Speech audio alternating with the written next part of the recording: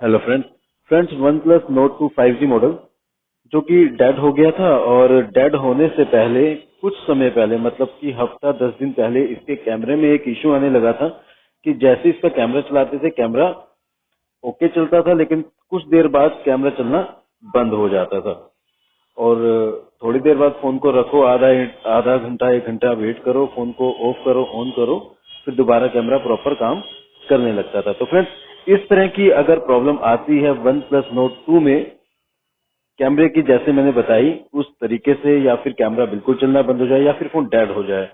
अगर फोन में शॉर्टिंग नहीं है तो हमें उसकी सीपीयू, जैसे कि आजकल सभी फोन्स में सीपीयू की बहुत दिक्कत आ रही है, तो उसी तरह इस फोन की भी सीपीयू को उतारकर आपको रिवॉल्व करके लगाना होगा।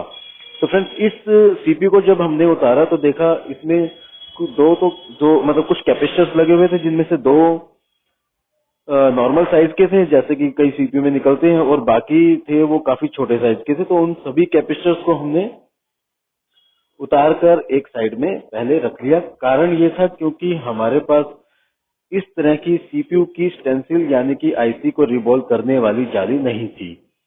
तो इस वजह से हमें इन कैपेसिटर्स को उतारना पड़ा, क्योंकि हमें इस आईसी को रिवॉल्व करने के लिए यूनिवर्सल जाली का यूज करना था। अगर हम कैपेसिटर लगे हुए में ही जाली लगाते तो रिवॉल्व नहीं होती आईसी।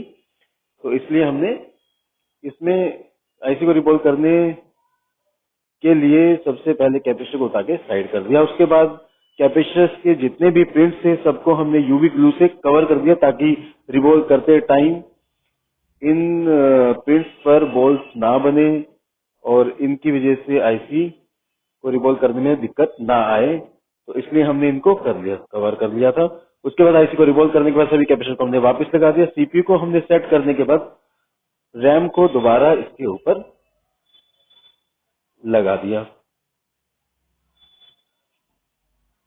तो सीपीयू को उतारने के लिए हमने इसकी हीट रखी थी 360 पर, और लगाने के लिए सीपीयू और रैम दोनों को उतारने के लिए बारी बारी सेम हीट पर हमने उतारा। एयर की वॉल्यूम रखी थी 2, और लगाने के लिए भी सेम हीट रखा, टेम्परेचर रखा हमने 260 पर, और सॉरी 360 पर, और एयर को 2 पर रखा। तो अब बारी है फोन को चेक करने की। सीपीयू लगाने के बाद सबसे पहली जो चीज हमें देखनी होती है कि फोन हमारा ऑन हुआ है कि नहीं। तो सीपीयू हमारी रिवॉल्व करके हमने लगा दी है। अब बारी है फोन को ऑन करके देखने की। तो हमने मदरबोर्ड को सेट कर दिया है उसके जो है फोन में।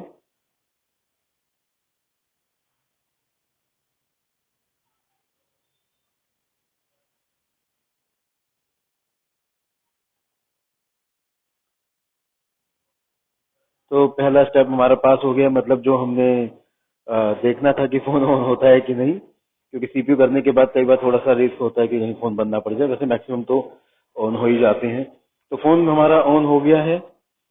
और इस वीडियो को हम कंप्लीटली अच्छे तरीके से नहीं बना पाए, क्योंकि बीच बीच में हमारा कैमरे ने काम करना छोड़ दिया था, माइक्रोस्कोप वाले ने। तो उसके लिए हम कैमरे चलने की वीडियो भी शेयर कर रहे हैं। थैंक यू दोस्तों।